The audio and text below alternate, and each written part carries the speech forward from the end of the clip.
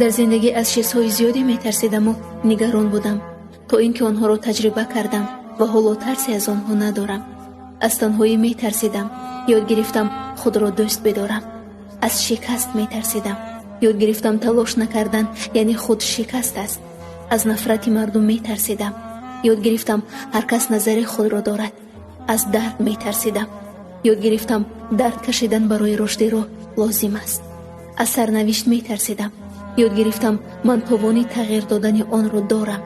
аз оянда метарсидам, ёд гирифтам метавон ояндаи беҳтаре сохт. аз гузашта метарсидам, фаҳмидам гузашта дигар товони осеб расондан ба маро надорад. ва билохир аз тағйир метарсидам, то ин ки ёд гирифтам ҳатто зеботарин шапалакам қабл аз парвоз кирм буданд ва тағйир онҳоро хеле зебо мекунад.